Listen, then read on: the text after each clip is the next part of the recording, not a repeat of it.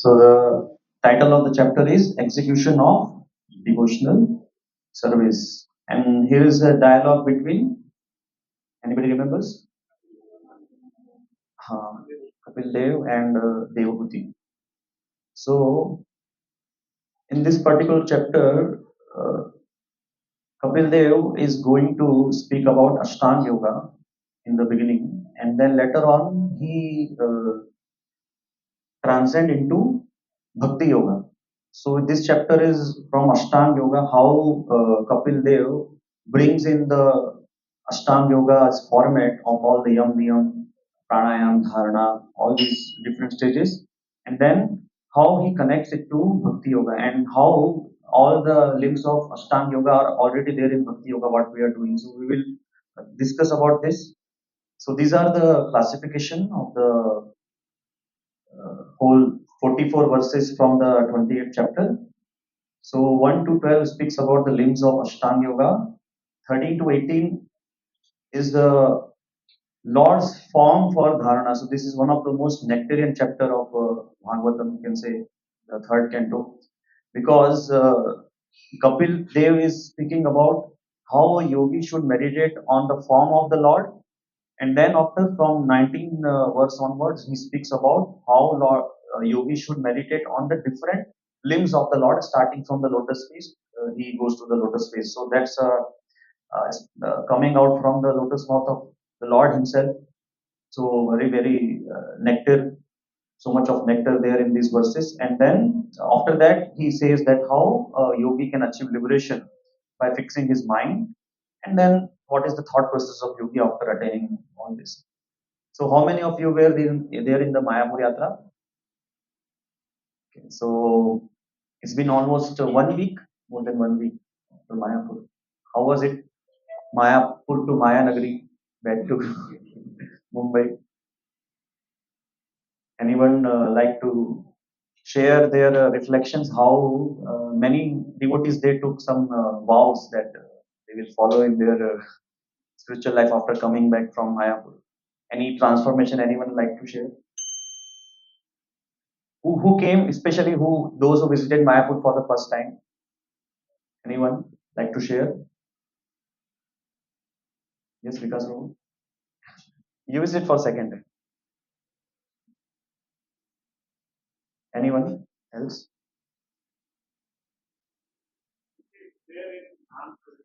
Especially in Mayapur, when you start chanting and we can feel that the obstruction which is here, that is not there.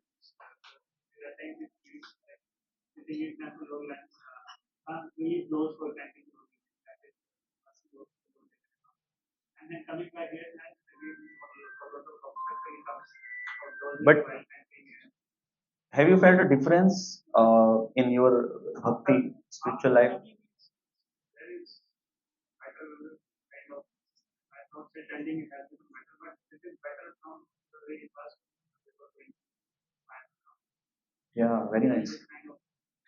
Yeah, that's what happens with anyone who goes to Mayapur. Anyone else like to share? Who felt spiritual advancement after coming from Mayapur? Yes. When I went to Mayapur for the first time, I totally decided to give up everything, whatever is there, and totally come and join. So I came from that and shifted to the base immediately. So that's many devotees they experience that, and that's why everybody is welcome to join the yatras. Very soon, we are planning for some other yatras, Pandharpur maybe in August, and then November Vrindavan yatras. So going to yatras where we can actually think about the Lord, because there is no space for thinking about anything else. Our program is like that.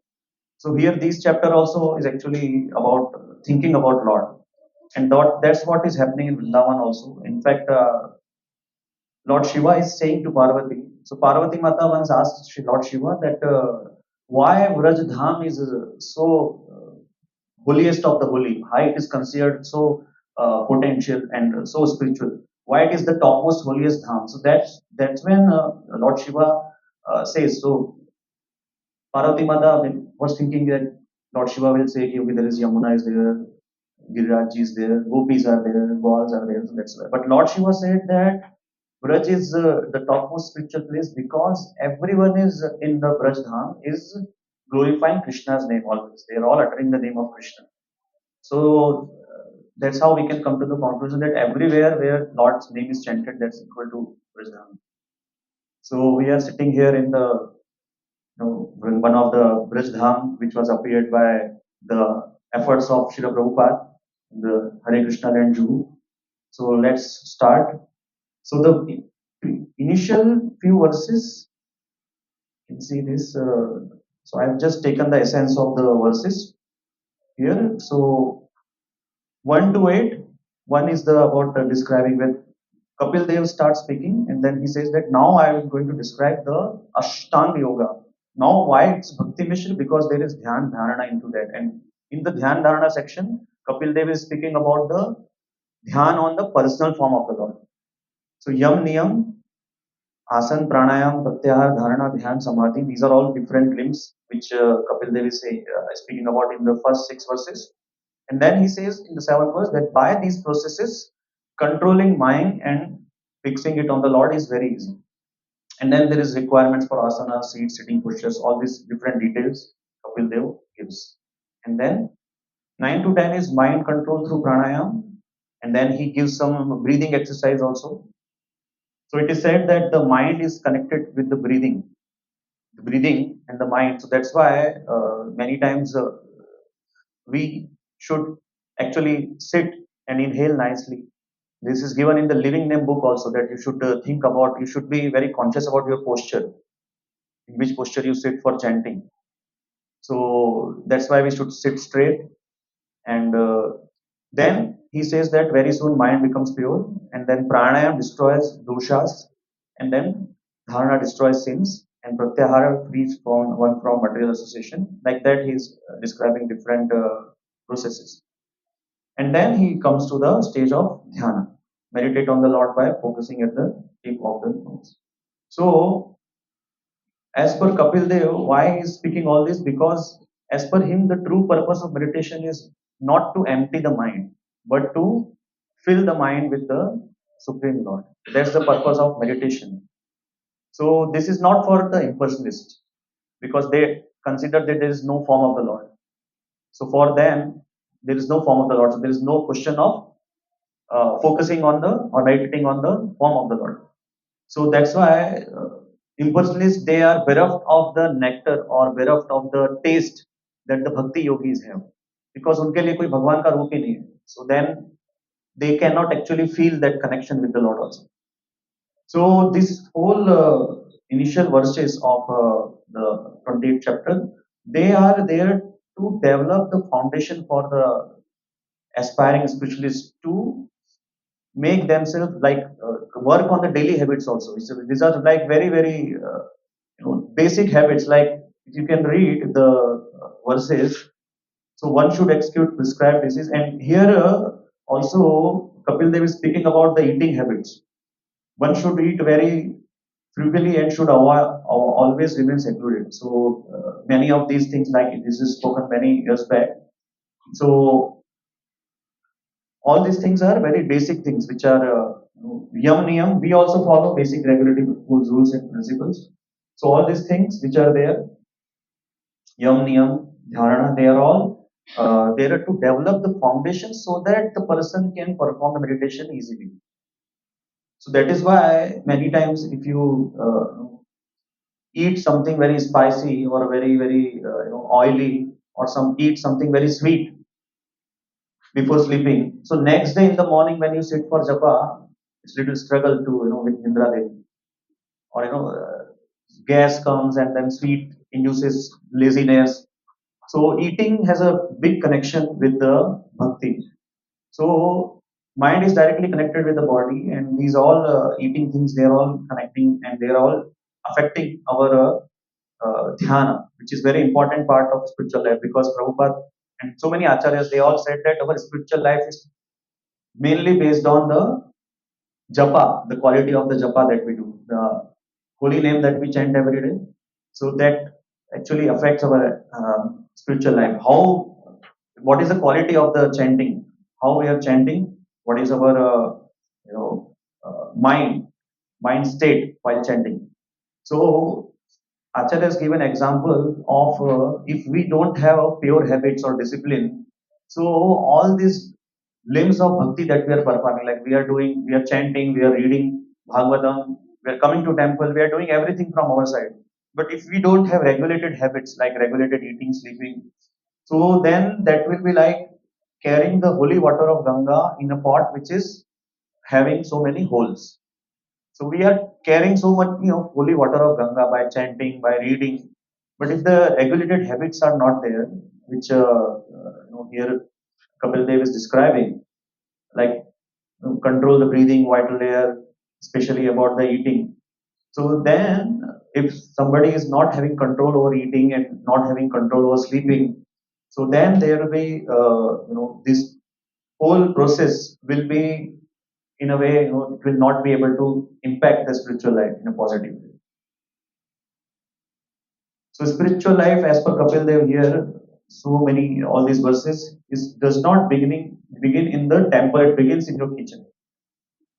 And our conversations, our daily habits also. This is a very practical, chapter where Kapil Dev is in the beginning connecting the whole Ashtanga Yoga to the Bhakti Yoga, and our Bhakti Yoga begins with kitchen. So very important how we cook our prasadam, what is our consciousness while making prasadam, and how we offer to the Lord, and we should actually meditate upon Lord is eating. So for the 6, 7, 8 minutes when the curtain is closed, we should meditate that Lord is eating the prasadam. So this all because what we eat comes out of our mouth. It's like the consciousness we develop is because of the food that we eat. So the full connection that is there. That's why there is emphasis on prasadam quality. Prabhupada emphasized on the quality of prasadam so much. Cleanliness to be maintained in the kitchen, and then our conversations also, what we discuss daily, what we consume basically through our mouth, through our ears, and our daily habits. These are all going to create a big impact as per Kapil Dev. So Bhakti Vinod Thakur speaks about a very nice story about some people who were going in a marriage ceremony and they wanted to cross Ganga.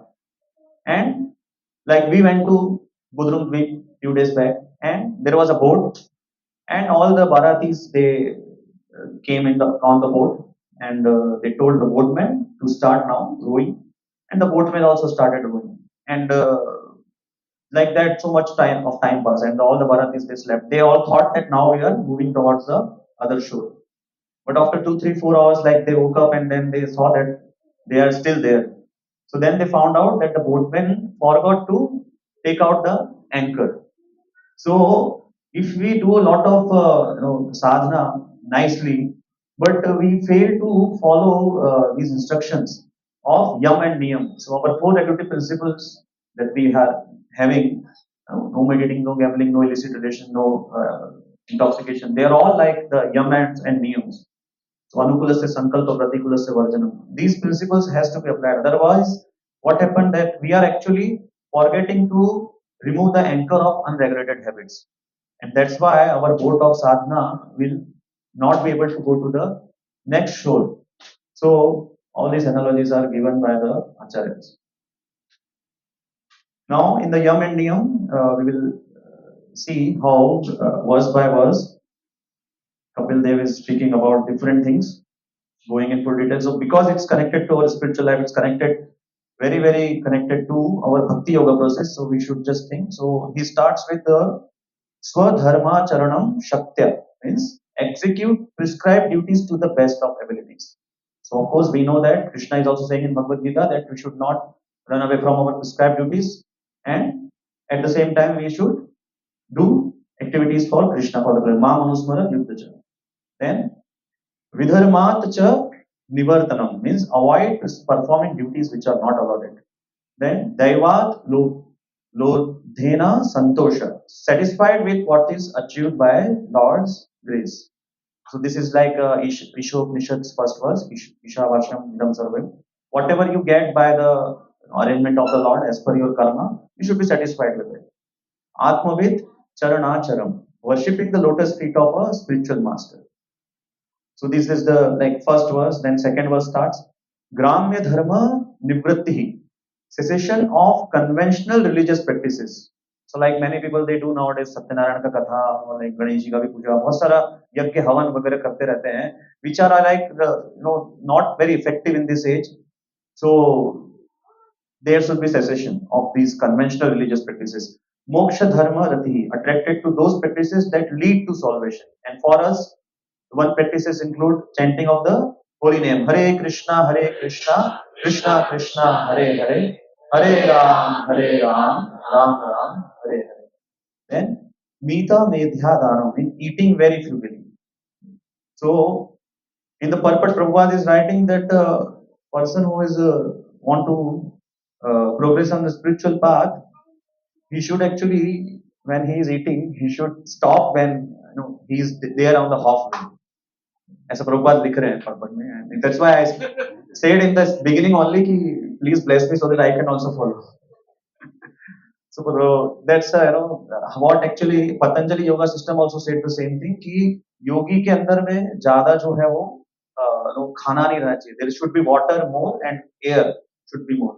So if we are filling the belly like 80% of food and then 20% water, so then you sit for japa and then the gas will do this its work. So this is all very very connected.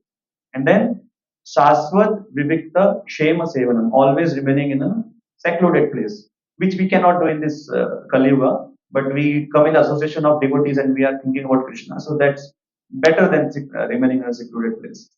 So this is all Yam and Niyama. Then Kapil Dev speaks about Ahimsa, Satyam, Asteyam. Ahimsa means non-violence, Satyam, truthfulness. So all these qualities you can see they are very much connected with the Bhagavad Gita where Krishna is describing. Anyone remembers where Krishna is describing these qualities? 16th chapter. And then Asteyam, refraining from theft. Refraining from theft. Theft, Prabhupada says that anyone who has this knowledge and he does not gives to others, he's also like a thief. So he's just keeping the knowledge to others, not giving to others. So, we should refrain from not giving this knowledge to others. Please bring more people to bhakti whenever possible.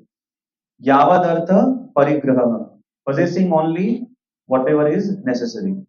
And then brahmacharyam tapaha, celibacy, austerity, saucham, cleanliness, swadhyaya, study of the Vedas, purusha archanam, worshipping the supreme personality of Godhead, purusha archanam, and maunam, silence.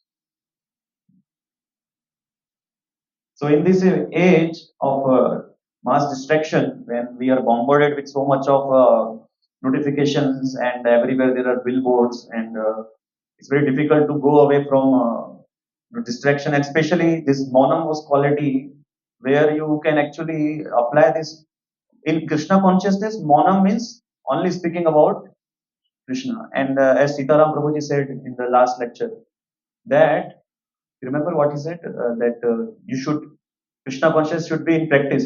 He said something like that. So you should not speak anything other than Krishna, something like that. He said. So uh,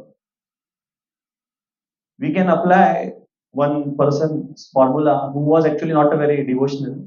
He was promoting Bhagavad Gita, but Prabhupada was following. He was Mahatma Gandhi, and he given a formula of three monkeys. Very famous Gandhi ji के तीन मंत्र. बुरा मत देखो, बुरा मत सुनो, बुरा मत कहो. So for our bhakti also, this is very nice if we apply in our life.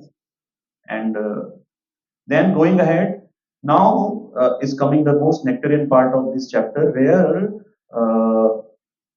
after the verse number 18, now Kapil Dev is going to describe the process of meditation on the form of the Supreme Lord. So first he will describe the process of meditation on the form of the Supreme Lord, and then after that he will proceed to meditate on the different limbs of the Supreme Lord. तो पहले वो पूरे form का बता रहे हैं, बाद में लोटस फीट से स्टार्ट करके पूरा ऊपर तक के डिफरेंट लिम्स के बारे में बता रहे हैं. So somebody can read this loudly. Meditation on the Lord's form, the third anga of the 9 million process. Varnam is seventh anga in Ashtanga Yoga. In yoga, this is for attaining integration.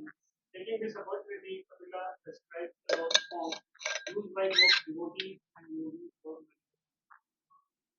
Yeah.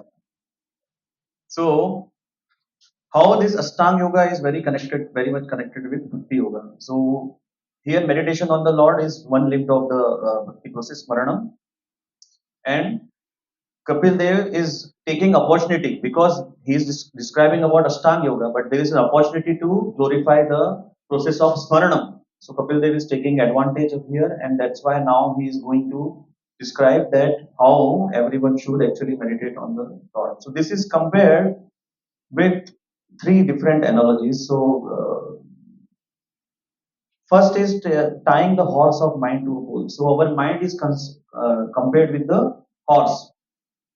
So actually, analogies there are so many monkeys, horse, so many different analogies are there.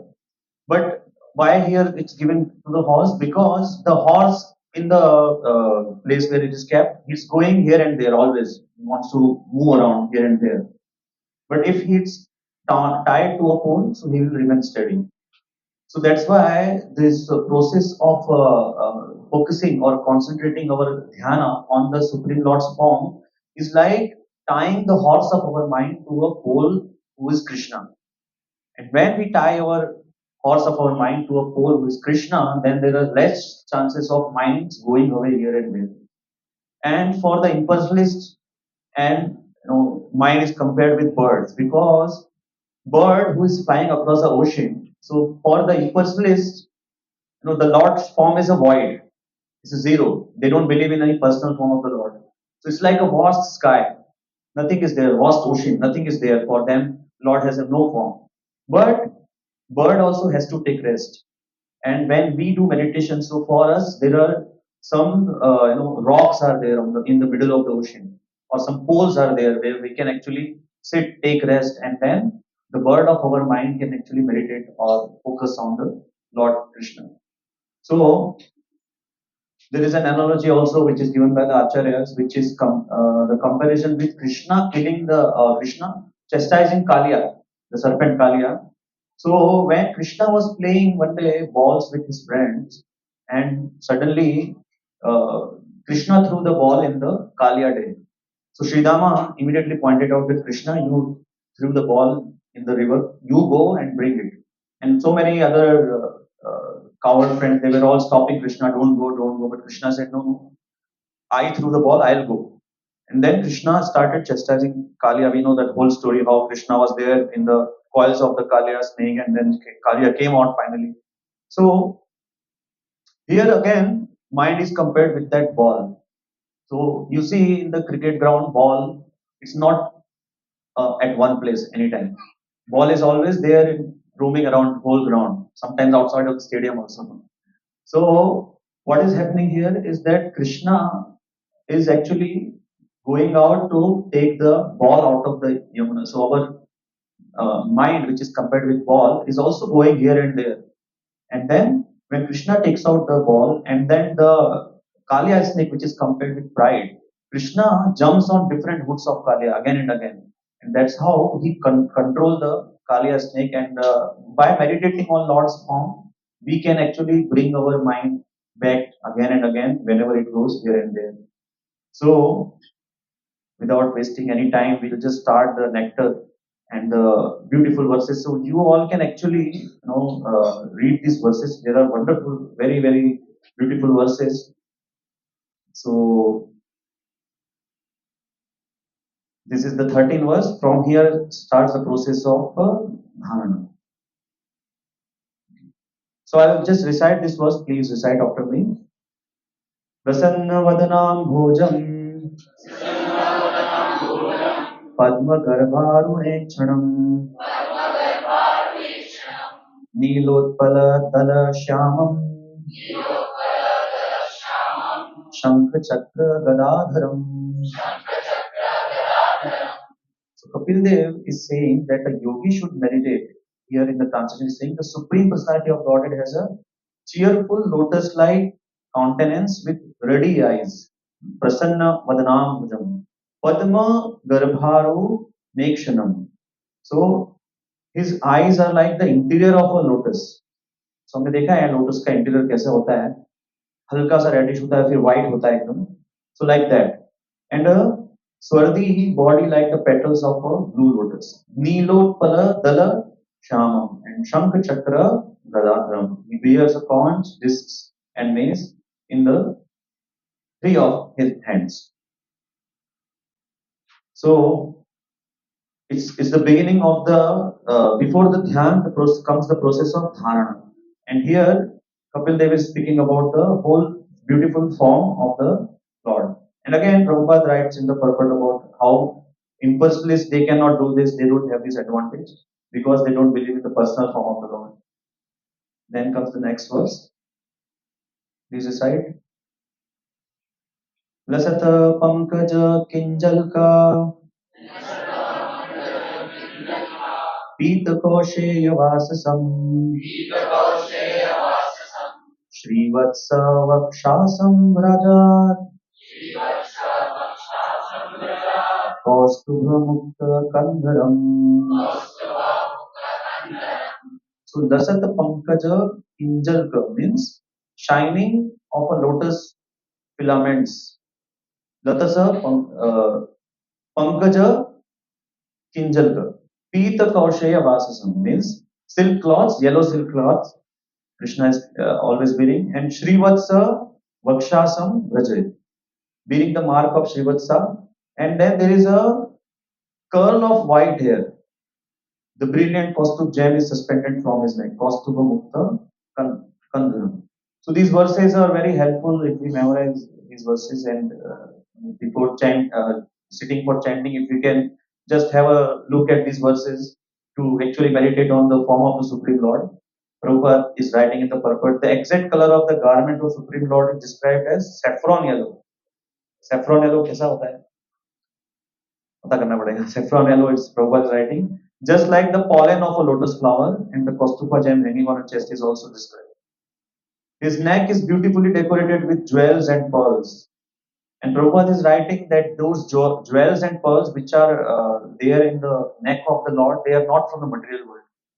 But by seeing here the beautiful deities of Radha Ras, Bihari and Radha Madhav, the devotees very nicely decorate with beautiful pearls and beautiful jewelries. So we can actually at least imagine that how, if the worldly jewelries are so beautiful on Lord's body, so how beautiful the Lord is must be in the spiritual jewelries in the spiritual world. So Prabhupada is writing that these jewelries that Krishna is wearing is not from the material world. Then 15th verse, again some more description about the form of the Lord. Please recite. Matvadire kalaya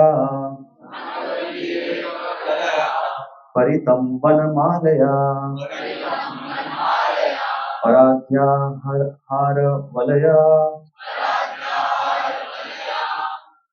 किरीटाङ्गद नूपुरम्. So Mattvadirepa Kalaya. So there are intoxicated bees. Why they're intoxicated? Because they are taking the nectar from the flowers of the garland worn by Krishna. And Paritam Vanamalaya. So these are the garlands of forest flower, not any ordinary garlands. And we were in Mayapur and Prabhuji was saying that how in Mayapur they pluck flowers every day, very fresh flowers. So here Prabhupada is also writing in the purport that Krishna wears, the flowers that Krishna wears, they are always fresh. They don't need to change, they are always fresh like in the spiritual world. But here we change. But Prabhuji was saying that there they pluck fresh flower every day in the morning, 3 o'clock, and then from 5 to 7 they make the garlands and then put on the body of the Lord. So here again more meditation. Paradhya Hara Valaya means priceless pearls necklace, Kirita Angada Nupuram, crown, armlet and anklets. So Krishna's crown, Krishna's armlets, Krishna's anklets, everything is glorified and everything is there, a medium for us to meditate on the Lord. And Kapil Dev is, mentioning, addressing yogis here, yogis. And who are the topmost yogis? Jnana yogis, karma yogi, dhyana yogi, bhakti yogi are the topmost yogis. So it is our responsibility to accept his instructions here. So that's why all these verses are there, direct instructions from the Lord, how actually we should meditate on the form of the Lord. And then Prabhupada is writing in the purport about how the aroma is attracting the bees from different parts of the forest, and they come and then they stick to the flower garden. Next verse, again about the form of the Lord. Kanchi gunollas kroninam hridayo hridayam bhuja vistaram darshaniyatamam shantam manonayana vardhanam. So Kanchi means girdle, quality, ullas, brilliance, stoning his loins and hips. So Krishna, when he wears his beautiful garments, it's Hridayo Ambuja, means it's he stands on the lotus of his devotee's heart. This is the translation here. His Lord stands on the lotus of his devotee's heart. So by meditating this on this form of the Lord, we are actually putting a lotus in our heart, and we are inviting Krishna to stand on that lotus. And he is most charming to look at. Darshaniya tamam shantam. He's most charming to look at. And his serene aspect gladdens the eyes and souls of the devotees who behold him. Manaha nayana vardhana. So for all of us also, Krishna should be the most charming to look at. Most charming to look at. But in my case, it's not the same. I look at the mobile, check WhatsApp. Many times, Krishna is not always the most charming to look at. Anyone there for whom Krishna is most charming to look? Always. So the word darshaniyantam, which is used in the verse, means that the Lord is so beautiful that the devotees does not wish to see anything else. So this is the very situation of a pure devotees who don't want to see anything else, and his desire to see beautiful object is completely satisfied by the sight of the Lord. So this is again dharana. The one more verse on the dharana, which is about the. Please recite. Apicya darshanam shashvat sarvaloka namaskritam santam vayasi kaishore bhratyanugraha kartaram. So apicya darshananam means very beautiful to see. Again, same thing. And shashvata sarvaloka namaskrita means the denizens or inhabitants of all the different planetary system, they all worship Lord Krishna. Sarvaloka namaskritam. They all pay obeisances to Supreme Lord Krishna. And santam vayasi kaishore means he is performing his lila in different age. It's like he's always ever youthful, but sometimes he's also playing leelas as a small child. And Bhratyanugraha Kataram. He is always eager to bestow the blessings on his devotees. Always eager. Lord is always eager. So Lord is always standing in the altar and he's waiting that when my devotees will come in front of me and I'll bless them. So that's why we always try to come to the temple as much as possible and show ourselves to the Lord so that Lord can see and bless us. Okay, one more verse. कीर्तन्य तीर्थ यशसं पुण्य श्लोक यशास्करम्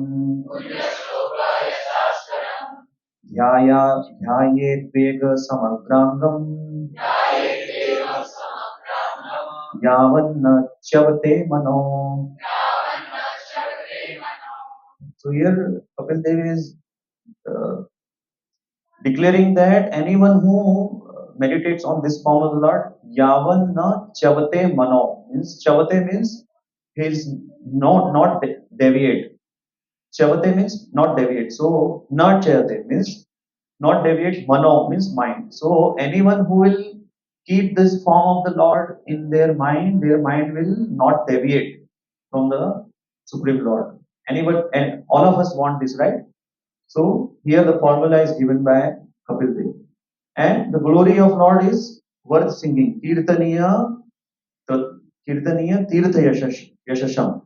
Worth singing. The glories of the Lord is always worth singing, and His glories enhances the glories of His devotees also.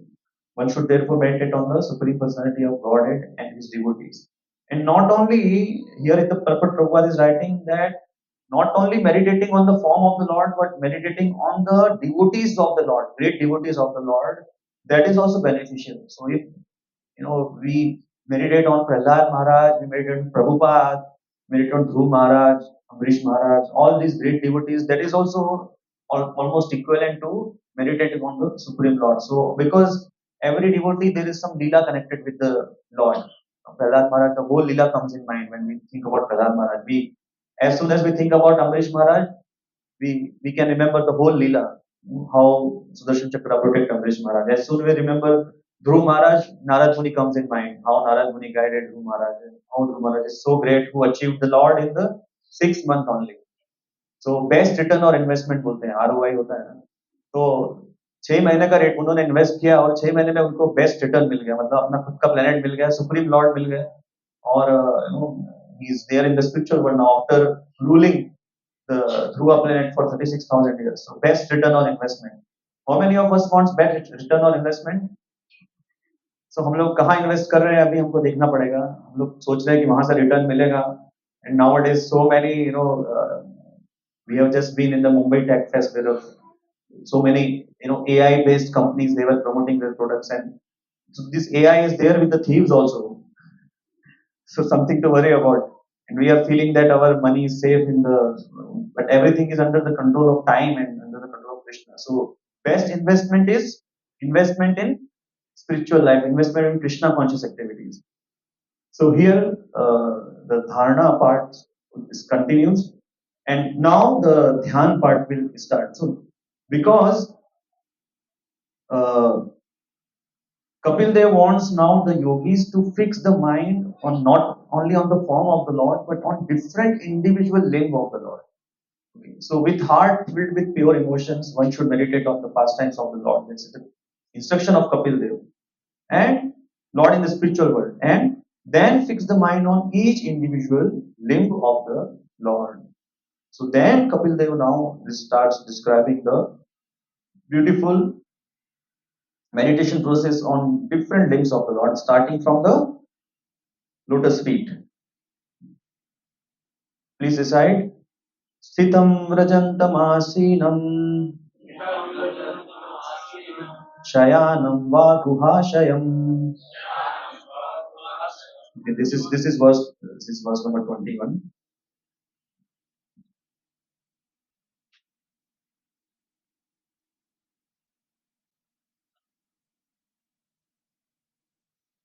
Yeah.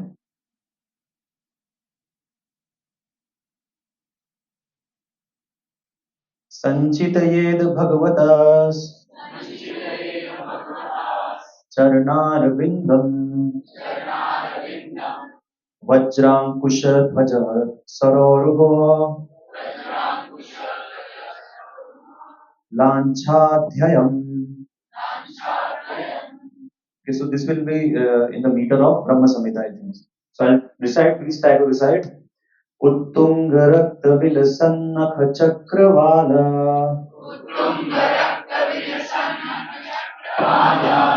ज्योत्स्नाभिराहतमहद्धर धरधा दृढनेधिकारम्.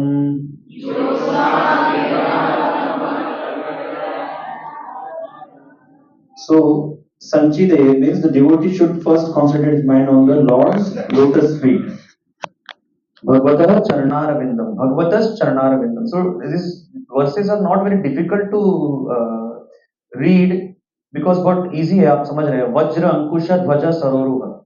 So वज्र अंकुश तो हम वैसे भी बोलते हैं, वज्रो अंकुश ध्वजा सरोरुह. And if you just read the word to word translation, it will be very very relishable also at the same time. And then if you read 10-20 times, it will be in the memory. So Vajrankusha Dhvaja Sharoruva Lanchanadhyam means Vajra, Ankusha, thunderbolt, God, banner, Dhvaja, and a lotus. So here it is said that the splendor of their beautiful ruby nails resembles the orb of the moon and dispels the thick gloom of one's heart. Hridaya Andhakaram, the last line is there. Ahat Mahad Hridaya Andhakaram. So anyone who meditates on these beautiful symbols which are there in the lotus feet of the Lord, and we remember this chapter of Akrura visiting the Vrindavana. So when Akrura visits the Vrindavan, so he sees these different symbols in the lotus feet of the Lord. He sees the marks on the dust of the Braj. So therefore, whenever we go to Vrindavan, we always read that chapter of Akrura visiting Vrindavan to bring Krishna and Balaram to Mathura. So why can't we remember these auspicious symbols and remember the lotus feet before sitting for chanting? Because that's the dhyana for us. We are sitting for meditating on the holy name of the Lord. So during the holy name, if something else comes, so immediately we can bring to the lotus feet of the Lord and remember these auspicious symbols. And then what will happen because of that? The thick gloom of one's heart will be dispelled. So ये फलश्रुति यहाँ पे already दिया हुआ है. What will happen of the remembering of the Lord lotus feet. And one more verse on the lotus feet of the Lord. So here Yachona Nihisrata Sharit Pravaro Dakena means the blessed Lord Shiva here Tirthena Murdhani Adhikratena Shiva Shivobhut. So here lotus feet are glorified with connection with Mother Ganga because Lord Shiva is keeping Mother Ganga or carrying Mother Ganga on his jatas, and Mother Ganga is coming from the lotus feet of the Lord. So here the very beautiful connection is made there. Tirthena Murdhni Adhikratena Shiva Shivobhut. ध्यातुर मनो श्यामल शैल निश्रेष्ट वज्र. शैल निश्रेष्ट वज्र means हमने सुना हुआ है कि कृष्ण के चरणों का ध्यान करने वालों का पाप जो होता है वो पहाड़ के समान भी हो तो वो पूरा नष्ट हो जाता है. पहाड़ जितने भी बराबर किसी के पाप हो तो वो नष्ट हो जाते हैं. तो शैल निश्रेष्ट वज्र means the same thing. Anyone the lord's feet act like thunderbolt. The translation of the verse is there. The Lord's feet act like thunderbolts hurled to shatter the mountain of sin stored in the mind of the meditating devotees. Sitting here in Mayanagari, Mumbai, just by meditating on the Supreme Lord, we are changing our destiny just by meditating, because the sins which are accumulated since millions of births, which are like a mountain, they will be destroyed by the vajra of the lotus feet of the Lord. So one should therefore meditate on the lotus feet of the Lord for a long time. That's what Kapil Dev is saying. Dhyaya chiram bhagavatas charanar vindam.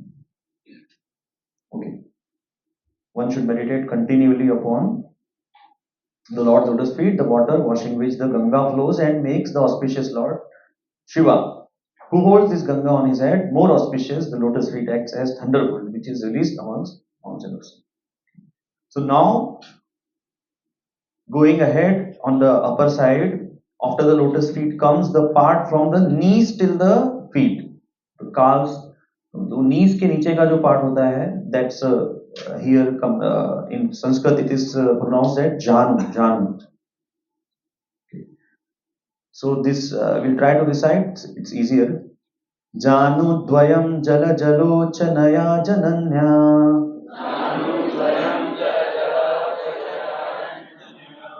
लक्ष्म्याखिलस्य सुरवन्दितया विधातुः.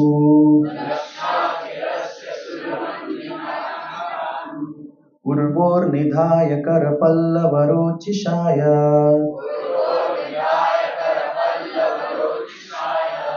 सल्लालितं हृदि विभोरभवस्य कुर्यात्.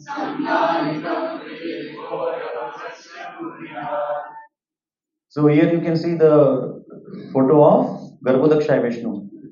And when we are talking about the lotus feet of the Lord, so Pada Sevanam, we know that Lakshmi Ji is the topmost devotee in that category. And Lakshmi Ji is always serving the lotus feet of the Lord. But here it is mentioned in the purport that Lakshmi ji is specially serving the part of the feet from the knees to the feet to the ankles. So from the knees to the ankle, Lakshmi ji is serving. The yogis should fix his heart in the activities of Lakshmi. Okay. So here the word Jalaja Lochanaya means lotus-eyed Lord, and then you can see in the second line Lakshmya Akhilasya. Lakshmya Akhilasya Sura Vanditaya Vidhatu means the goddess of fortune who is worshipped by all demigods and is the mother of the supreme person Brahma. It is written here. So why it is written like that? Because who is the father of Brahma you can see here is Vishnu. So because Lakshmi ji is the consort of Vishnu, so in this way she is the mother of Brahma. So here it is written that Lakshmya Khilasya Sura Vandita Taya Vidhati. And then Urvor Nidhaya Kara Pallava Ruchisaya means Urvor Vidhatu, and at the thighs having placed with her lustrous finger. So Lakshmi ji is touching her finger very gently and massaging the Lord's lotus feet till the part of the legs and the thighs of the transcendental Lord also very carefully serving him in this way. Okay. So while we are meditating on the limbs of the Lord, we can start with the lotus feet and then we can go ahead and we can think about Mother Lakshmi, how she is serving the Lord's lotus feet with her gentle hands, and then going ahead, thighs and hips. So here, when Kapil Dev is speaking about different parts, there is a mention of different devotees also.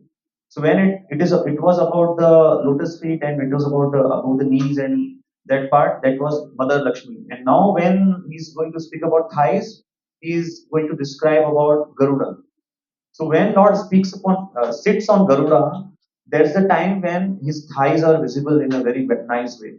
So here it is written, Guru Suparna Bhujayor Disho Brahmana. You want to recite?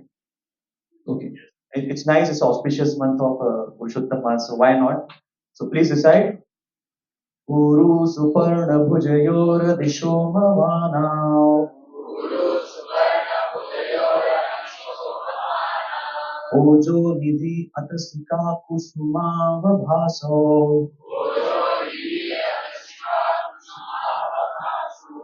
व्यालं विपीत वरवाससि वर्तमाना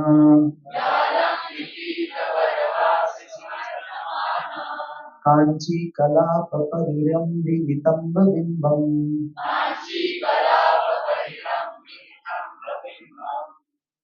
So Kapil Dev is saying next the yogi should fix his mind in meditation on the personality of Godhead's thighs, which are the storehouse of all energy. So here it is saying that Kapil Dev is saying that Lord's thighs are the storehouse of all energy. Ojo Nidhe, Ojo Nidhe. किसी किसी का नाम होता है ना ओजस, Ojo, Oj. So Ojo Nidhe means the storehouse of all energy. Atasika Kusuma means the Lord's thighs are whitish blue like the luster of the linseed flower.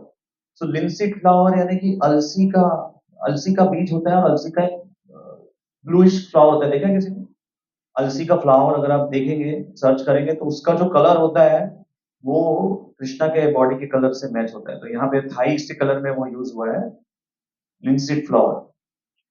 And then Vyalamvipi Tavara Vasasi Vartamana means they appear, the thighs, they appear most graceful when the Lord is carried on the shoulder of Garuda.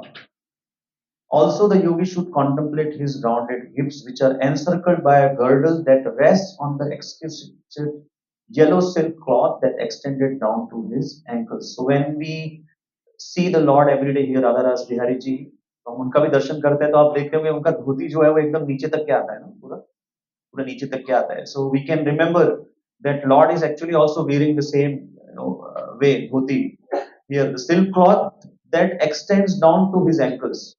यहाँ पे लिखा हुआ है, translation में लिखा हुआ है. Okay. So the yogi is advised to meditate on the transcendental form of Lord. Prabhupada is writing in the purport, beginning from the soles of the foot and then gradually rising to the knees, to the thighs. So that's why we have discussed. Acharyas also say that when the darshan opens in the temple, we should start from the feet and then slowly, we should come to the lotus face of the Lord. Okay, and Prabhupada is writing that the description of transcendental form of the Lord is exactly represented in the Archa Vigraha, the statue in the temples. That's why Prabhupada was very particular and very strict about the Shrangara, how we do the Shrangara. Generally, the lower part of body of the statue of the Lord is covered with yellow silk. That is the Vaikuntha dress, Prabhupada is writing. Vaikuntha dress of Bhagavan ka, and the dress that Lord wears in the spiritual sky. Okay, so now going to the navel and nipples. So here we can read नाभिहृदं भुवनकोशगुहोदरास्थम्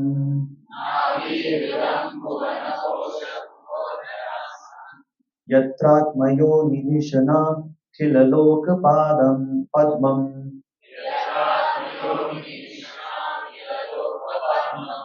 व्यूढं हरिन्मणिवृषस्तन योरमुष्य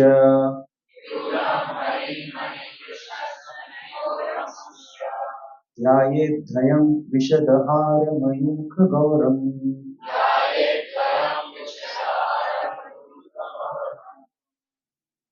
So the navel lake, Nabhi Hridam, translation word to word meaning में लिखा है navel lake, Bhuvan Kosha of all the worlds, the foundation. Okay, so Bhuvan Kosh है मतलब सारा जगत जो है कहाँ से निकल रहा है? From the lotus navel of the Lord, because when we read the creation of the universe वाला part तो उसमें पूरा बताया हुआ है कि how in that कमल नाल जिस पे ब्रह्मा जी जन्म लेते हैं, in that lotus stem the whole planetary system are there, and that is the point from where all the worlds are emanating. So this is the small lotus navel. You can see कितना छोटा सा दिख रहा है but उसके अंदर से पूरा का पूरा यूनिवर्स जो है वो आ रहा है बाहर. So we can think about it. Many times that scientists give on the basis of their calculations and measurements by different satellites, they give the Big Bang theory that all the galaxies are going away from each other. So there was one point from where everything emanated. So that may be the lotus navel. They don't know that there is a lotus flower actually. So the yogi should meditate on the moon-like navel in the center of his abdomen, from his navel, which is the foundation of the entire universe. Entire universe sprung the lotus stem containing all the different planetary system. Lotus is the residence of Brahma, the first created being. So again, Brahma ji is connected also with the navel. And in the same way, the yogi should concentrate his mind on the Lord's nipples, which resembles a pair of most exquisite emeralds and which appears whitish because of the rays of milk white pearl necklace. So जो गले में जो necklace होता है उसका जो reflection है वो भी लॉर्ड के निपल्स पे जाता है. So this is again coming from the lotus navel and then the calves, the thighs, and then the navel, and then going ahead to the chest, the nipples, and then chest and neck. So here, so many things are related with the different limbs of the body. Okay, we'll recite this verse. वक्षो दिवा समृषभस्य महाविभूतेः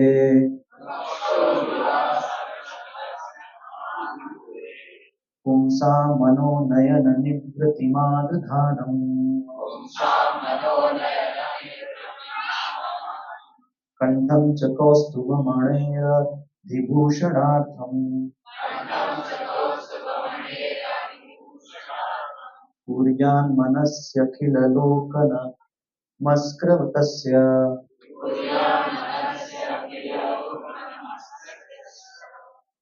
So Vaksha Adivasam means the chest, which is so yogi should meditate on the chest, which is the abode of goddess Mahalakshmi. So Lakshmi ji resides at the chest of the Lord, and so that's why it's written Mahavibhuti. Mahavibhuti means Mahalakshmi. And Pumshaha Manonayana. Manonayana means the eyes of the mind. Manonayana. Nivrittim Adhana. So here the translation is written that for the mind, for the transcendental pleasure of the mind and full satisfaction for the eyes, the yogi should then imprint on his mind the neck of the personality of God. हम लोग जब दर्शन करते हैं deities का हमारे घर में photos भी है, so we can also close the eyes and meditate on the neck of the Lord.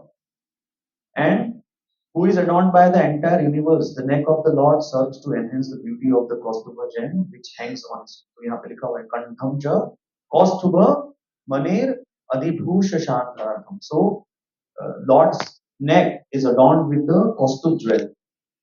So in this way, we can come towards slowly towards the chest and the neck, and then the most beautiful part, which is the lotus face of the Lord. But before that, there are arms. So please decide about this. Bahunshcha mandara gire parivartatena nirnikta bahuvalayana viktokapalan sanchityade sanchittaye shataramahasya tejaha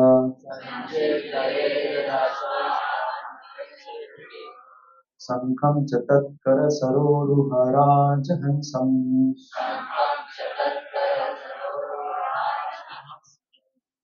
So now we have seen the arms of so many big fighters and wrestlers.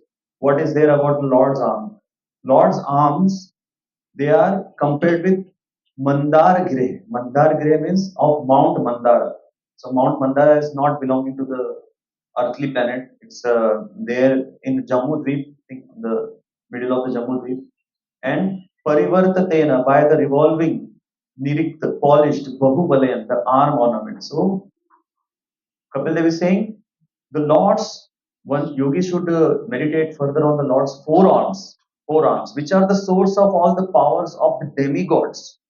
So all the Devi Devtas, the demigods, they derive their power from the arms of the Lord. And who demigods who control the various function of material nature, and then the yogi should concentrate on the polished ornaments. So everywhere there is description of the limb of the Lord, and then the jewelries which are there on the that particular limb. So like we saw that how there was the description of the thighs, and then there was a description of the dress, yellow color garment, and then there was a description of Lord's neck, and there was ornaments which are connected with us. Like that, Lord wears armlets. Have you seen Radharas wear his armlets? पहनाते कि armlets are there. So like that, Lord wears armlets. And then slowly, one should, here it is written, yogi should concentrate on the polished ornaments which were burnished by Mount Mandara as it revolved. Okay, he should also duly contemplate the Lord's discus, the Sudarshan Chakra, because Lord is holding that in his arms. हाथ पे पकड़ते हैं भगवान, which contains 1000 spokes. ये तो कितने spokes होते हैं सुदर्शन चक्र में? 1000 spokes. Here it is written, and a dazzling luster, as well as the conch, which looks like a swan in this lotus-like form. Okay, so भगवान का जो conch है वो एक हंस के समान दिखता है, and chakra, which was the reason of the fear of Durvasha Muni, वो चक्र जो है उसमें 1000 spokes होते हैं. संखम च तत्कर शरोरुदराजहंसम संचीयते दश सतारम असह्य tejo. Okay, before going to the lotus face, there is description of Lord's Kaumudiki Gada. Okay, so please recite this verse also. Kaumodatim Bhagavato Dayitam Smareta Digdhamarati Bhatashonita Kardamena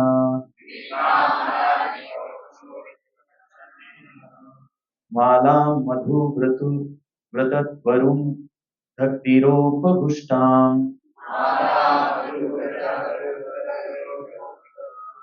Chaitasya Tattvamanimashya Chaitam Matatvamamalam Manimasya Kanthe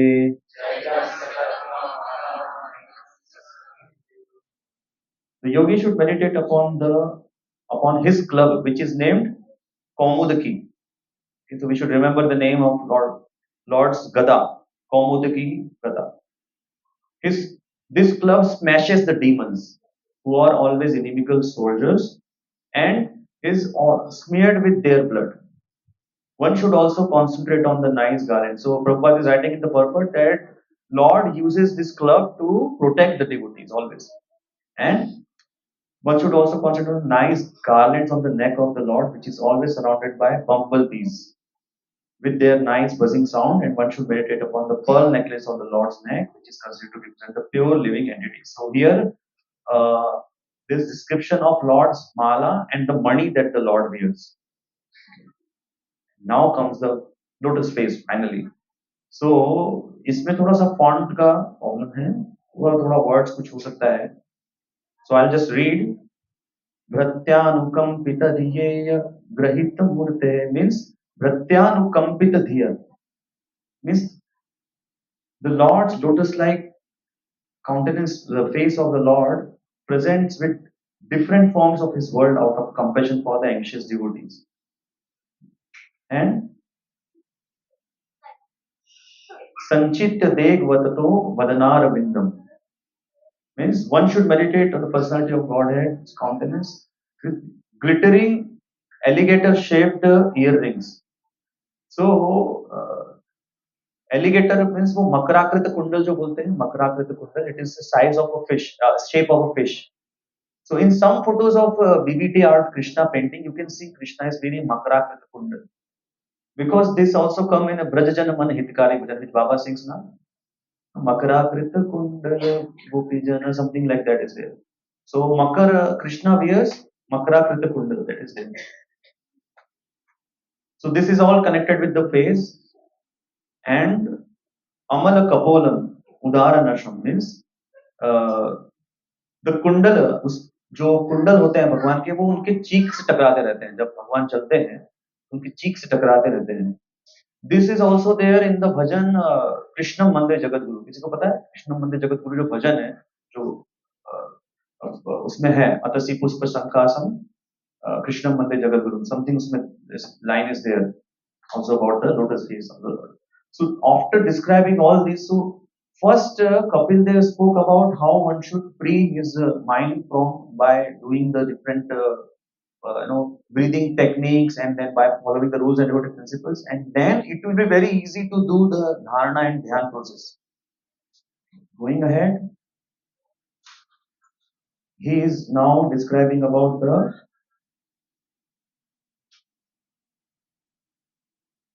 beautiful face of the Lord, which is adorned with curly hairs. Okay. So here is described about the curly hairs in the 30th verse, and which is adorned with curly hairs and decorated by lotus-like eyes and dancing eyebrows. A lotus surrounded by swarming bees and a pair of swimming fish should be put to shame by its elegance. So, very beautiful description about Lord's lotus face. We all can read translation word to word meaning. If we read, it will be very nectar and very easy to remember also. Okay, and then finally one more eyes and glances also. How was Lord's eyes and glances? So it is given here that yogis should contemplate with full devotion the compassionate glance frequently cast by Lord's eyes. So Lord's glance is very compassionate.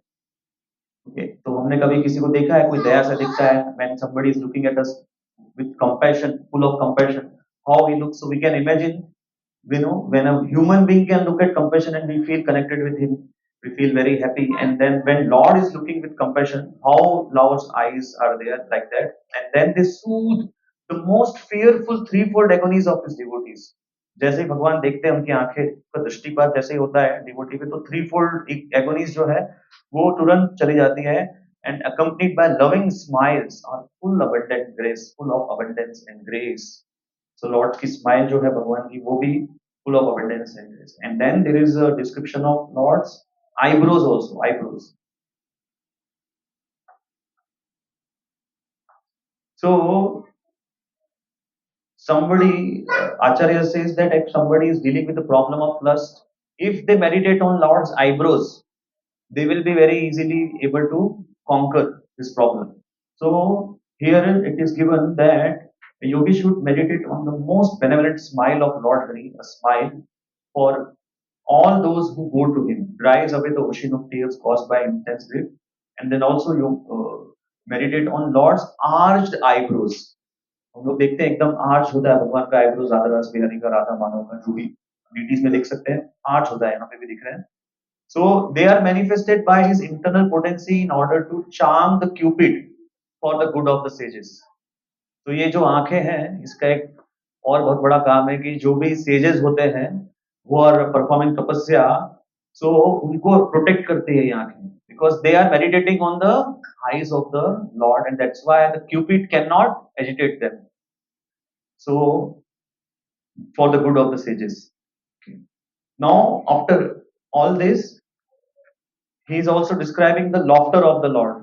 So you can imagine, कोई जब हंसता है तो बहुत attractive लगता है, और आप इमेजिन कर सकते हैं कि भगवान जब हंसते हैं तो कैसे लगते होंगे. तो here it is given ध्यानायनम प्रहसितम बहुलात् means the yogi should meditate upon within the core of his heart upon the laughter of Lord. The laughter of Lord Vishnu is so captivating that it can be easily meditated upon. When the Supreme Lord is laughing, one can see his small teeth which resemble jasmine buds. So we remember the Radha Raman's deity's teeth. You know, every time photographer clicks, there are different photos coming, and sometimes Lord is smiling more, so teeth are visible.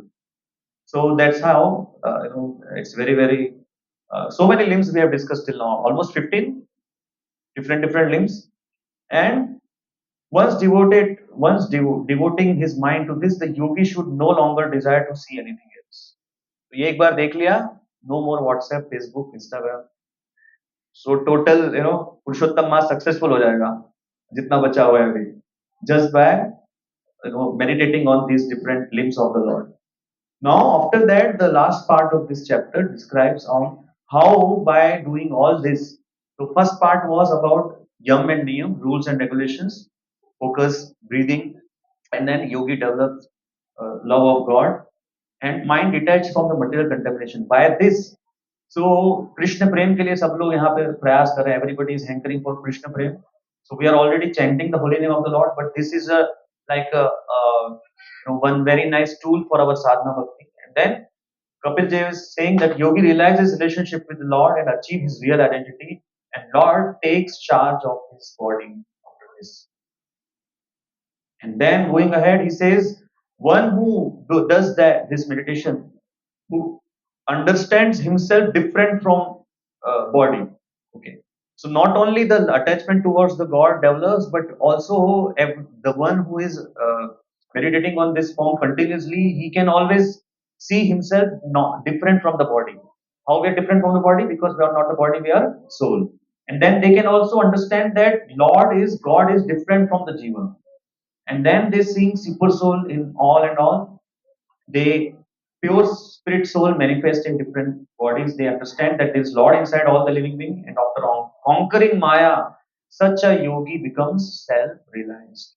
So this is a very nice meditation that we all can actually do before chanting every day, and not only during chanting, but anytime during the day, whenever our mind is hankering here and there, wandering, we can you know see this. We can open these verses, we can read them, and we can meditate on these different limbs of the different parts of the body. Hare Krishna. Anybody has any questions, please try to answer. Any correction?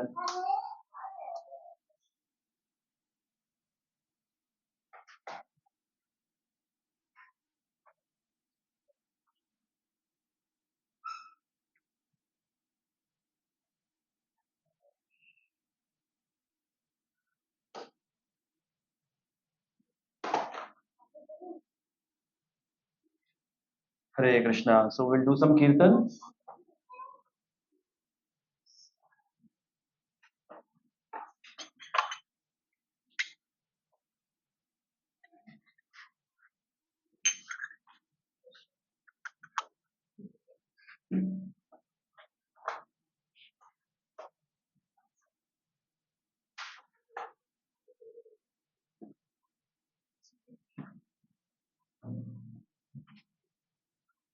Hare Krishna.